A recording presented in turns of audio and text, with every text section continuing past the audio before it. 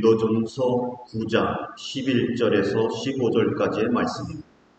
고린도전서 9장 11절에서 15절까지의 말씀 제가 봉독해 드리겠습니다. 화면을 보시고 또 성경책을 보시고 같이 따라오시길 바랍니다. 우리가 여러분에게 영적인 것으로 씨를 뿌렸으면 여러분에게서 물질적인 것으로 거둔다고 해서 그것이 지나친 일이겠습니까? 다른 사람들이 여러분에게 이런 권리를 가졌다면 하물며 우리는 더욱 그러하지 않겠습니까? 그러나 우리는 이런 권리를 쓰지 않았습니다. 우리는 그리스도의 복음을 전하는 일에 지장을 주지 않도록 모든 것을 참습니다. 성전에서 일하는 사람은 성전에서 나는 것을 먹고 제단을 맡아보는 사람은 제단 제물을 나누어 가진다는 것을 여러분은 알지 못합니까? 이와 같이 주님께서도 복음을 전하는 사람들에게는 복음을 전하는 일로 살아가라고 지시하셨습니다. 그러나 나는 이런 권리를 조금도 행사하지 아니하였습니다. 또 나에게 그렇게 하여 달라고 이 말을 쓰는 것도 아닙니다. 그렇게 하느니 차라리 내가 죽는 편이 낫겠습니다. 아무도 나의 이 자랑거리를 헛되게 하지 못할 것입니다. 아멘. 여러분들 그 소설책 중에 그 개미라고 하는 소설이 있습니다. 프랑스의 소설가 베르나르 베르베르라고 하는 사람이 쓴 소설인데 이분이 참 여러 가지 소설을 썼습니다. 그리고 저도 참 재미있게 읽었는데 그 중에 하나가 뇌라는 겁니다. 뇌. 이분은 유대계 프랑스 사람인데 아주 이 소설의 구성이 기가 막히게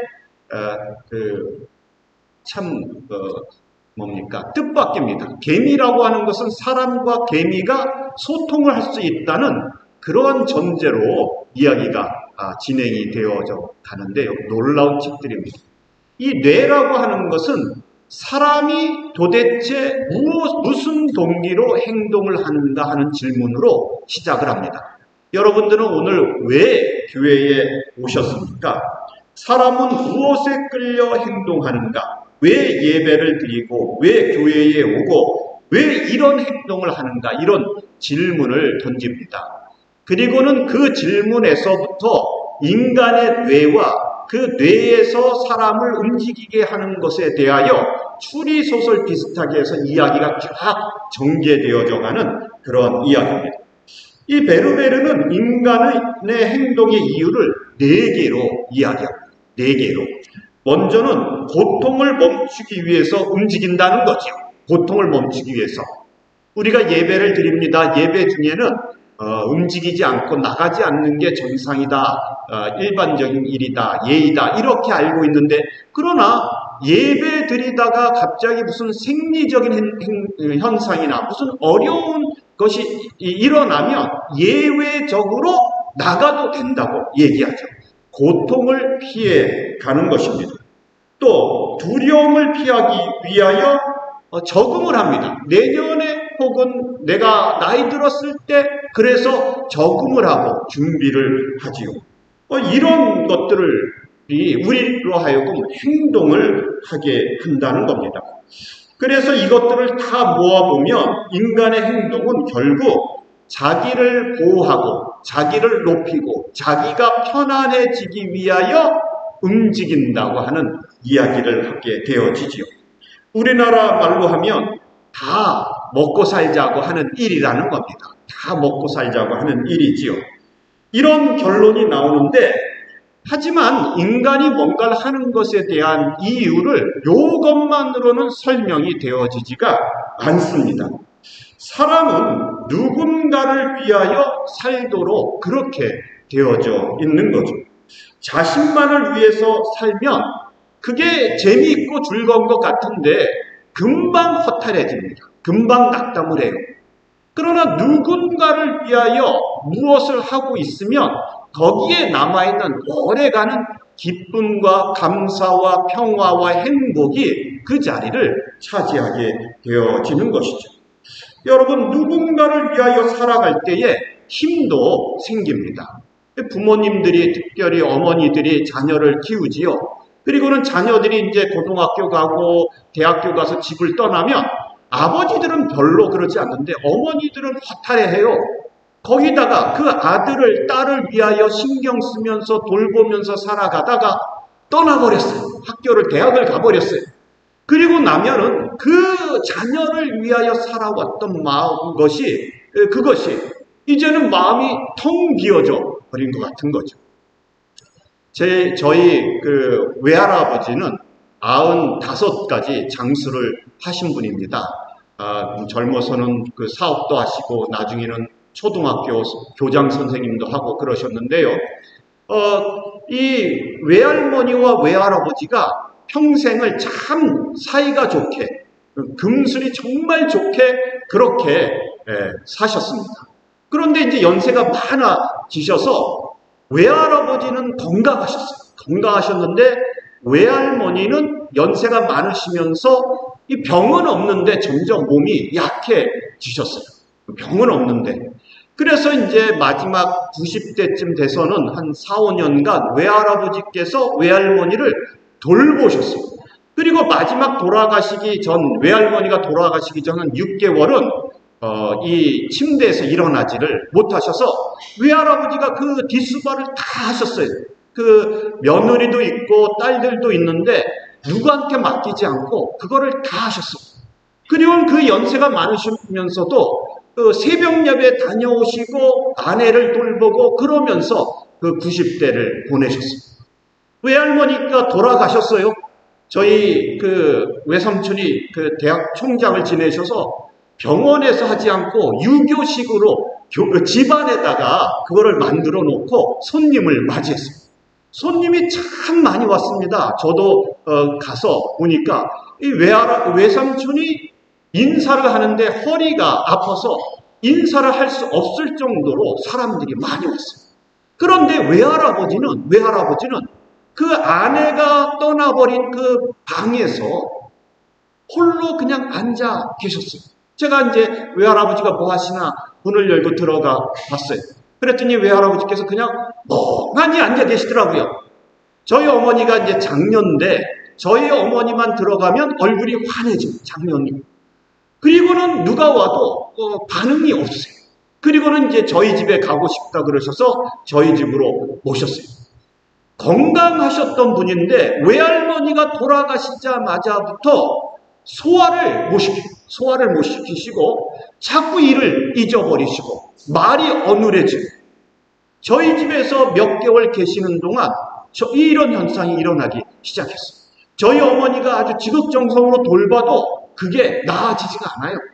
그래서 결국은 의사가 있는 큰 외삼촌 댁으로 다시 돌아가셨다가 그곳에서 1년 만에 돌아가시게 되었어요. 여러분, 제가 그 외할아버지를 생각을 하면 아니 어떻게 외할머니가 아프시는 동안에는 그렇게 건강하실 수가 있을까? 그리고 외할머니가 돌아가시자마자부터 그렇게 몸이 급변하게 급진적으로 그렇게 약해지고 그리고 힘들어하실 수가 있을까? 여러분, 사람은요 누군가를 위한다고 하면은 그러면 힘이 생기는 거예요. 누군가를 위한다고 하면 살아갈 만하다는 거죠. 누군가를 위한다고 하면 그러면 이 살아가는 데 의미가 있게 되어지는 거죠. 여러분, 이게 인간의 모습입니다. 인간은 누군가를 위하여 살아갈 때 힘이 나게 되어져 있습니다. 그런데 신자들은, 예수 믿는 사람들은 이것보다 더 높은 차원의 것이 있어요. 그게 뭐냐면 이 고린도전서 8장에서는 형제들을 위하여 이렇게 얘기를 했고요. 고린도전서 9장에서는 복음을 위하여 사도 바울이 살아가는 이유와 사도 바울의 행동의 이유는 복음을 위하여. 내가 고린도 교회에서 너희들에게 목회를 할 때 그렇게 행동했던 모든 것들은 복음을 위한 것이었다고 이렇게 얘기를 하고 있는 거죠. 이 고린도전서 9장에서 그 1절부터 쭉 보면은요, 사도 바울이 내가 자유인이고 내가 목회자로서 권리가 있었다. 무슨 권리입니까? 사례를 받을 권리, 아내를 데리고 다닐 권리, 다른 사도들처럼 교회에서 대접을 받을 권리가 있었다고 얘기를 합니다. 그런 권리가 다 있었어요, 사도 바울은. 그런데 이 모든 권리를 포기를 했다는 거죠. 왜요? 이 고린도 교회에서 사례를 받지를 않았습니다. 대접을 받지를 않았어요. 왜요? 고린도 교회에 복음을 전하는 데 있어서 그것이 방해가 된다고 생각을 했기 때문에 그랬다는 거죠.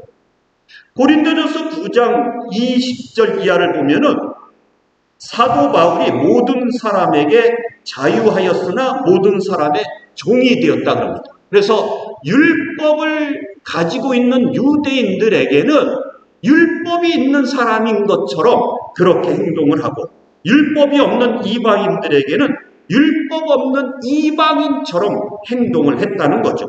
강한 자들에게는 강한 사람인 것처럼, 약한 사람들에게는 약한 사람인 것처럼 그렇게 행동을 했다는 거죠.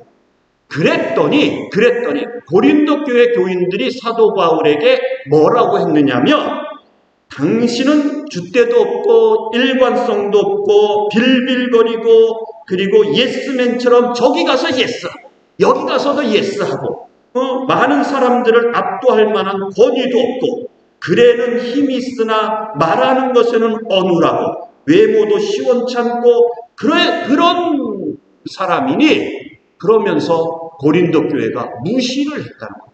무시를 했어요.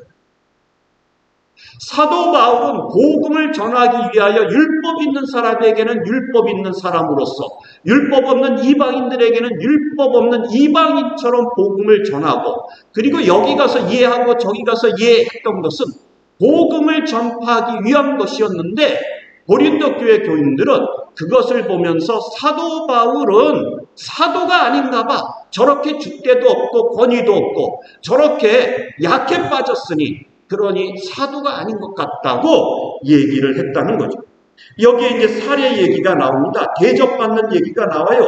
나도 당당하게 그 권리가 있는데 내가 그것을 포기했었다. 아마도 고린도 교회를 개척했을 때에 이 교회가 초신자들이고, 그러니까 이 돈 문제가 예민했었나 봐요. 도시이고 그러니까 사도 바울이 처음부터 사례를 안 받았던 모양입니다. 사례를 받지 않았어요. 그런데 이제 고린도 교회 교인들이 예수를 믿고 교회 생활하면서 눈이 띄어져 보니까 다른 교회는 목사님들에게, 다른 사도들에게 사례를 하고 대접을 하거든요. 그런데 사도 바울을 안 받아요. 그래서 이 교회 교인들이 뭐라고 생각하냐면, 사도 바울은 사도로서의 뭔가가 부족한 면이 있어서 대접을 안 받는가 보다, 이 사람은 사도가 아닌가 보다, 이렇게 생각을 했다는 거죠. 그러면 사도 바울은 어떻게 살았을까요?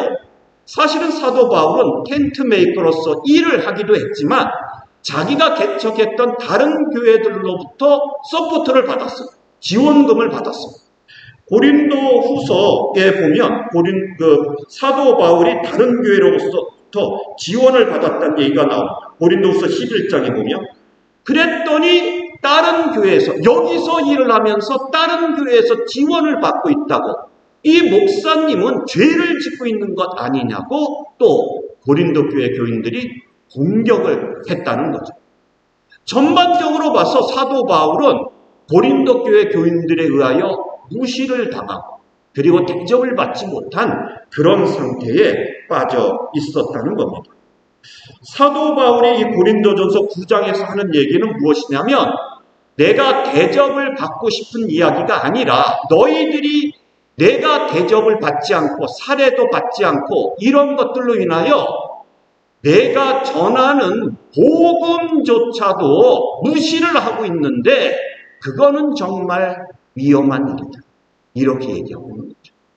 내가 사례를 받지 않는 것도, 내가 여기 가서 이해하고 저기 가서 이해하고 내가 굽신거리고 이런 모든 것은 복음을 위한 것이었는데, 너희들은 오히려 그런 것 때문에 나를 사도가 아닌 것처럼, 목사가 아닌 것처럼 무시하고 멸시하고, 그러면서 내가 전하는 복음까지도 정말 진정한 복음이 아니라고 말하면서 거짓 선지자들이 가르치는, 거짓 목사들이 가르치는 이단 사설을 끌고 들어오는 것을 보니 내가 참 답답할 노릇이다.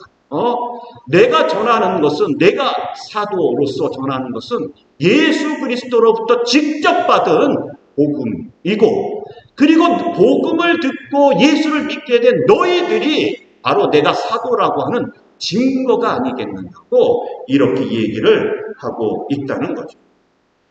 가끔 한국 목사님들을 보면, 미국 목사님들은 그 말을 할 때 저는 그 영어의 톤이 어떤지를 잘 몰라서 어떻게 판단해야 될지 모르겠습니다만, 한국 목사님들을 보면 설교하시다가 마이크를 하나 이렇게 들고 이 앞을 왔다 갔다 하면서 막 반말을 하고, 심지어는 어떤 분은 욕을 하기도 하고, 그리고는 집사들 다 일어나봐! 막 이러기도 하고, 그래서 일어나면 다 나와! 그런 다음에, 헌금 얼마 밑에 다 엎드려 뻗쳐!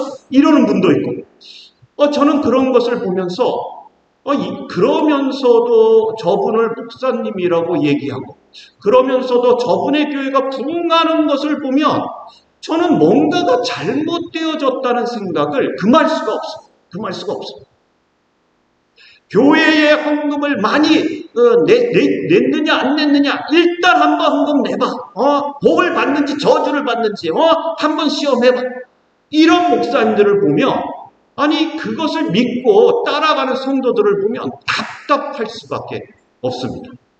여러분, 우리가 헌금을 내는 것은 거기서 복을 받는지 저주를 받는지 이런 문제가 아니라, 나를 구원해 주신 하나님께 내 정성을 바치는 것이고, 내가 드리는 것이 그냥 돈이 아니라 하나님이 나를 받아주셨다는 은혜의 표시인 것이지, 그게 일단 한번 내봐, 복을 받는지 안 받는지, 이래 가지고 저주하는, 공격하는, 위협하는 용으로 쓰일 수는 없다는 거죠. 그럼에도 불구하고 그런 교회가 막 부흥하는 것을 보면, 이거 저도 그렇게 해야 되나? 이런 유혹을 받을 때도 있죠. 그러나 분명한 것은 그거는요, 성경적이지 않아요.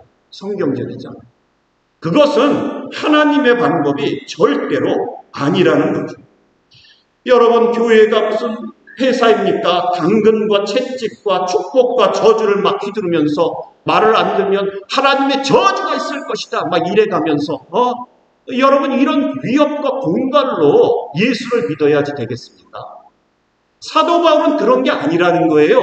사도 바울은 그렇게 하지 않고 유대인들에게, 이방인들에게 찾아다니면서 자기를 굽신거리면서 자기를 내려놓으면서 겸손하게 복음으로 그들이 예수를 믿게 했다는 거죠. 그런데 고린도 교회 교인들은 그런 사도 바울을 보면서, 이 사람은 권위도 없고, 이 사람은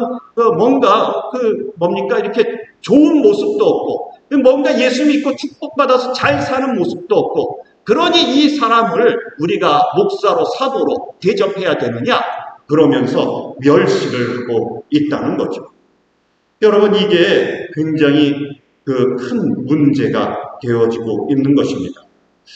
이 사도 바울은 자기 자신의 사도성을 목사요 사도인 것을 변호합니다. 그 이유가 뭐냐면, 내가 대접을 못 받는 건 좋다. 그러나 내 복음까지도, 내가 전하는 복음이 잘못되어졌는지 아닌지를 여러분들이 분명하게 알아야 된다. 이거는 내가 그리스도께 받은 복음이고, 이거를 외에 다른 것을 전하는 자가 있으면 그가 천사일지라도 저주를 받을 것이다. 사도 바울이 교회로부터 대접을 받고자 하는 게 아닙니다. 내가 사도로 인정을 받고자 하는 것은, 내가 목사로 인정을 받고자 하는 것은, 내가 설교자로 인정을 받고자 하는 것은 복음 때문이다. 너희에게 전한 복음이 참된 복음인 것을 너희가 좀 깨달아 알아라. 이렇게 얘기를 하고 있는 것입니다. 여러분, 사도 바울은요, 복음을 위하여 자기의 권리를 포기한 거죠. 상도 많이 받은 그런 영화 중에 쉰들러 리스트라고 하는 영화가 있습니다. 그러니까 유대인들이 히틀러 치하에서 캠프로 들어가서 가스실로 가서 죽임을 당할 때에 이 오스카 신들러라고 하는 사람이, 사실은 이 사람은 사업가인데 그 벽동시대에 눈이 띄어서 공장을 열고 그리고 그 공장에서 떼돈을 벌어들이고 있었던 사람입니다. 그런데 자기가 공장을 통하여 유대인들을 살릴 수 있다는 것을 알게 됐습니다. 공장으로 유대인들을 빼내서 자기가 돈을 들여서 이 사람들을 빼돌려서 다른 나라로, 외국으로 탈출을 시킬 수 있다는 거죠. 그래서 이 사람이 신들러가 유대인들을 그렇게 살려냅니다. 그리고 이제 영화는 마지막에 가보면 이 오스카 신들러가 그 탈출한 유대인들과 만납니다. 그런데 이 신들러가 마지막 장면에서 뭐라고 얘기를 하냐면, 내가 이 금핀 하나만 팔았어도 더 많은 사람을 구할 수 있었을 텐데, 더 많은 사람을 구할 수 있었을 텐데. 여러분, 그 공장의 소유자도 오스카 신들러고 돈도 오스카 신들러가 가지고 있는 거예요. 거기서 유대인들을 구원하지 않아도 욕하는 사람이 없습니다. 그러나 오스카 신들러는 자기의 돈과 자기의 기회를 다 사용해서 그 유대인들을 살려내는 거예요. 그리고는 그 사람 마음속에 남아있는 후회가 뭐냐면, 이 금덩어리 조그만 핀 하나만 그때 팔았더라면 더 많은 사람을 구원할 수 있었을 텐데, 이렇게 얘기를 합니다. 예수 믿는 사람들이 이런 권리도 있고 저런 권리도 있습니다. 틀린 게 아니에요. 여러분들이 하는 행동들이 틀린 게 아닙니다. 세상의 판단에서도 틀린 게 아니에요. 그러나 세상 사람들의 판단에 의해서만 예수 믿는 사람들은 움직이지 않습니다. 이것도 내가 옳은 방법이고, 이것도 내가 정당한 것이고, 내가 이런 권리도 있고, 이런 말을 할 수도 있고, 이런 행동을 할 수도 있으나, 그러나 복음을 위하여 라고 하는 마지막 잣대가 또 있습니다. 이 복음을 위하여, 내가 정당하지만 오히려 복음의 걸림돌이 된다면 하지 않아야지 된다고 하는 거죠. 권리를 포기할 수 있어야지 되는 것입니다. 예수님께서 이 땅에 오실 때에 하나님 나라에 계실 수 있는 권리를 포기하십니다. 창조주로서 살 수 있는 권리를 포기하십니다. 마지막 십자가에 달리실 때도 하늘나라에서 12영이나, 그러니까 군대 단위가 0인데요. 12부대가 넘는 천군을 불러서 이 땅을 멸망시킬 수 있는 권세와 권리가 있었으나 예수님은 포기하십니다. 그거를 포기하십니다. 왜요? 복음을 위하여. 우리 성도님들이 복음을 위하여 뭔가를 포기할 때에 그 능력이 나타나고 복음이 전파되어진다는 것이죠. 15절 말씀을 보면은요, 여기에 그렇게 얘기합니다. 그러나 나는 이런 권리를 조금도 행사하지 아니하였습니다. 또 나에게 그렇게 하여 달라고 이 말을 쓰는 것도 아닙니다. 그렇게 하느니 차라리 내가 죽는 편이 낫겠습니다. 아무도 나의 이 자랑거리를 헛되게 하지 못할 것입니다. 자랑거리. 사도 바울은 자기가 권리를 포기한 것이, 복음을 위하여 권리를 포기한 것이 자기의 자랑이라고 그렇게 결론을 내립니다. 사람들 앞에 가서 내가 얼마나 돈이 많은지, 얼마나 내가 잘 사는지, 내가 얼마나 큰 지식을 갖고 있는지, 내가 얼마나 옳은지를 자랑하는 게 아닙니다. 사도 바울의 자랑은 내가 복음을 위하여 내 권리를 포기해서 복음이 전파되어졌음을, 내가 포기한 것들에 대하여 자랑하고 있다는 거죠. 여러분, 자유하기 위하여 얼마나 노력하십니까? 여러분들이 돈을 버는 것도 자유를 위한 거죠. 자유를 위한 겁니다. 노년이 돼서 은퇴했을 때에 내가 더 이상 일하지 않아도 될 만하기 위하여 젊은 시절에 열심히 노력하지요. 자유를 위한 겁니다. 그러나 자유 중에 가장 큰 자유는 내가 쓸 수 있는 권리를, 내가 가지고 있는 자유를 포기할 수 있는 자유가 가장 크고 위대하다는 것입니다. 여러분, 여기에 보십시오. 사도 바울은 스스로 권리를 포기하고 스스로 종이 되었습니다. 스스로 포기할 때에 그가 주인이 되고 그가 어른이 되어지는 것이죠. 여러분, 그 사랑하는 것은 어른들이 사랑을 해요. 어른들이. 어린 아이들은 사랑을 받지요. 사랑을 받아요. 어른들은 사랑을 합니다. 어린 아이가 땡깡 부릴 때에 때릴 수 있는 권리, 미국은 없나요? 혼을 낼 수 있는 권리도 있고, 그리고 그라운드 시킬 수 있는, 나가지마! 그럴 수 있는 권리도 있고, 그렇지만 이 부모님들은, 어른들은 사랑하기 때문에 그 권리를 포기하고 아이가 땡깡 부리는 것을 달래요. 달래. 그러지 말자. 좀 네가 참아봐라. 조금 더 책을 봐야 되지 않겠느냐. 이렇게 달래죠.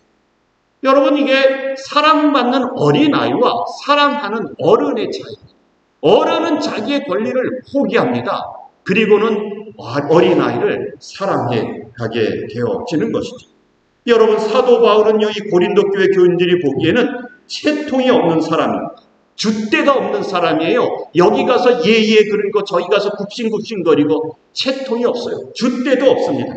그러나 사도 바울에게는 목적이 있어요. 목적이. 그게 무엇이냐?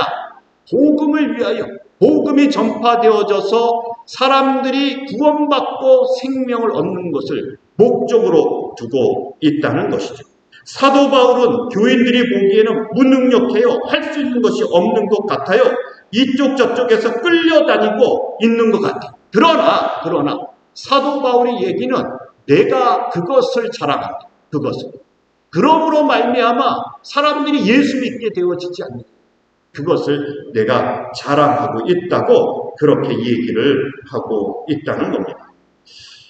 여러분, 조던 피터슨이라고 하는 사람이 쓴 책이 있습니다. 12가지 인생의 법칙, 이런 책입니다. 아주 좋은 책인데요. 그런데 여기 아주 재밌는 이야기가 하나 나옵니다. 재밌는 뜻깊은 이야기가 뭐냐면 사람들이, 현대인들이 무너지고 낙담하는 것은 의미가 없기 때문이다. 의미가 없기 때문이다. 매일매일 살아갑니다. 그런데 의미가 없어요. 의미가 없어요. 요거를 조금 다른 쉬운 말로 하면 책임이 없다고 할까요? 책임이 없습니다. 책임이.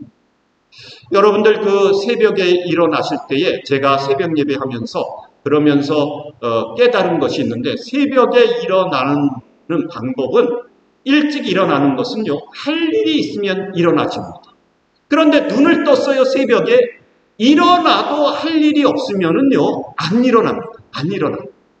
그래서 새벽에 운동하는 사람들에 대한 책을 보면 운동할 것에 대하여 자기 전에 결정하고 다 준비해 놓고 새벽에는 생각을 하지 말라 그래. 알람이 울려서 눈을 떴다. 그러면 생각하지 말라 그래. 그냥 침대를 박차고 뛰어나가서 그 짐으로 운동하러 가야지만 새벽에 일어난다. 그러니까 뭔가 책임이 있을 때에 그 사람이 열심히 살아가게 되어진다는 거죠. 저희가 요즘은 새벽 예배를 방송으로 합니다만은 예전에 제가 새벽 예배를 인도하고 교인들이 올 때요, 제가 그런 생각을 해요. 새벽 예배가 없었으면 내가 이렇게 목사로서 살아갈 수 있었을까? 좀 더 자자, 좀 더 먹자, 9시나쯤 해서 출근하면 되지. 그러나 새벽 예배가 있으면은요, 4시 반, 5시에 일어나서 준비해서 교회를 가거든요. 겨울에도 그렇게 가요. 겨울에도 눈이 막 쌓인 날도 갑니다. 그리고는 가서 어찌됐든지 무릎 꿇고 하나님께 기도를 해요. 여러분, 그 책임이 있기 때문에, 해야 될 일이 있기 때문에, 의미가 있기 때문에 오늘을 내가 목사로서, 신앙인으로서 해야 될 일을 감당하며 살아가게 되어지는 거죠. 이 책에서 핵심적으로 하는 얘기는 책임을 질수록 인생은 무거워지지만 동시에 견딜 수 있는 것이 된다. 여러분, 책임이 무거워요. 자녀를 키워야 된다는 책임이 있고, 아내를 돌봐야 되고, 남편을 돌봐야 된다는 책임이 있어요. 이것이 무거워 보였는데, 그러나 그것이 있기 때문에 인생을 살아가고, 인생을 보람되게 살아갈 수 있게 되어지더라는 거예요. 그것이 없어져서 모든 것이 자유로워지는 순간에 오히려 사람들은 낙담하고 절망하고 무너져 가더라고 이 책은 말하고 있는 것이죠. 여러분, 사도 바울은요, 기꺼이 복음 전하는 책임을 받아들입니다. 그리고 그것을 위하여 자기가 포기하는 것들이 있어요. 포기하는 것들. 권리를 포기했어요. 그런데 그것이 그의 기쁨이요, 그의 자랑이요, 그의 보람이 되더라고 이렇게 얘기를 하고 있는 것입니다. 여러분, 오늘 우리들에게도 이런 복음을 위하여 권리를 포기하는 일들이 있습니까?